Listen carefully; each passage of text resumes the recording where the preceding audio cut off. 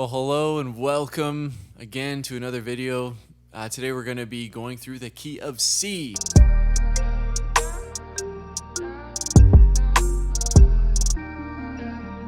It's pretty basic today. In C, there's not much variation you can do, at least staying within open chords, but they are like fundamental ones and foundational ones, and so it's important. So I'm going to show you two kind of variations which are very, very similar in the key of C, which are very helpful, I think. Like I've said before, every major scale is 7 notes, and respectively, every major key you can play, each note has a designated chord that you can play. And so in C, you got your C, D, E, F, G, A, B, C, right? And so each of those letters has a corresponding chord. C, D minor, E minor, F, G major, A minor, and then B diminished technically, and C.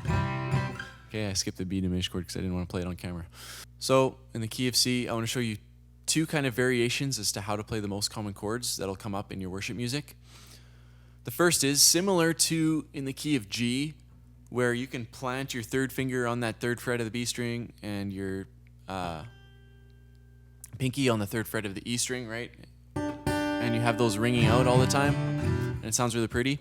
In the key of C, you can actually do something similar, and you can actually plant your pinky on the G string, on the third fret of the E string, and your first finger of the first fret of the B string.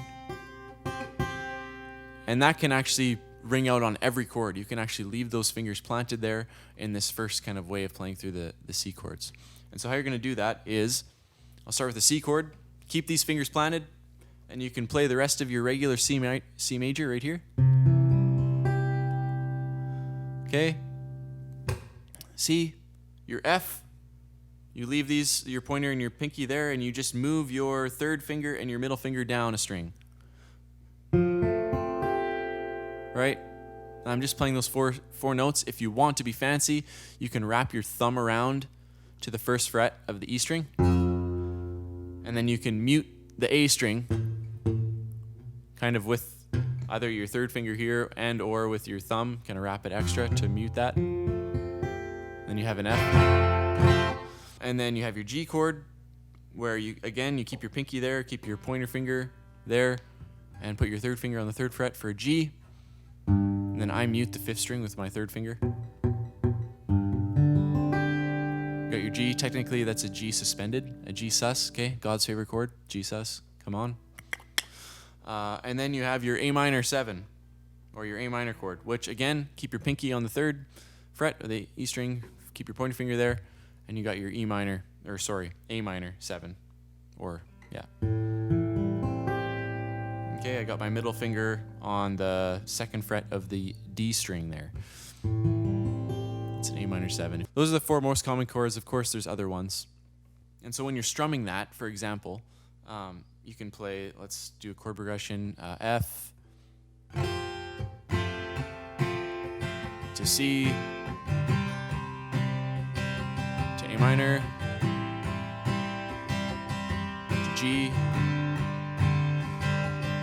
So you have those consistent high notes on the top, which kind of make it sparkle and kind of sit in the mix, and you got some consistency, and it's super clean sounding. And so that's a great trick. That's probably my first trick for you. The second thing that you can do is you can play it traditional without adding that pinky on the top, and you can leave those strings open, and you can actually play all the chords with those open as well, with the exception of the G, which kind of sounds funny if you leave the E ringing. So here's the C, here's the F. It's technically an F major 7 if you leave that E open. And so notice, I'm not barring that F. I'm not doing this. What I'm doing is I'm taking a C chord, and I'm just adding my pinky to the third fret of the D string. And that's an F2 technically, and then I'm wrapping my thumb around for that F there. Okay, that's often the way I do it. If you want, you can make it a full F major by taking the middle finger, that's now redundant because your pinky's there on the D string, and you can put your middle finger on the second fret of the G string. And now it's got an F major in your G, which you can play. I always play like this, especially in C. A lot of people will, when they're playing in C, they'll have this position for C, but then they'll switch their whole hand to play this G because they're used to playing in the key of G and planting these fingers.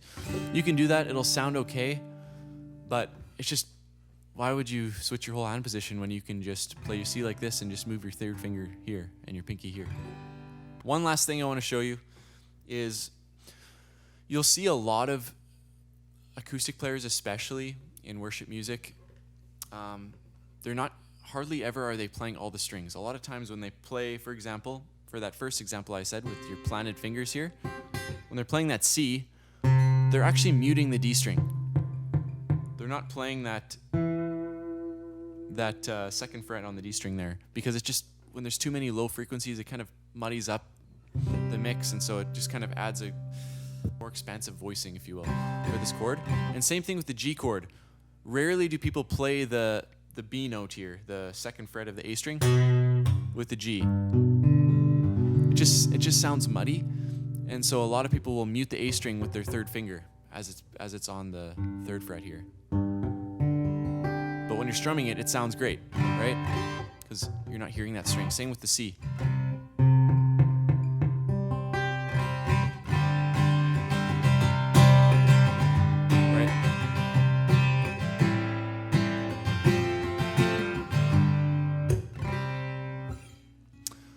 Few pointers for you. That's pretty much all I have for the key of C. There's obviously lots of things that you can do, but that's probably the most common. And so hopefully you can have some fun with that. Yeah, again, this is Pastor Brendan signing off. I'll see you next time for a lesson in the key of D with D shapes. There's lots of fancy stuff you can do, which is I'm really excited to show you. See you later, guys. Bye.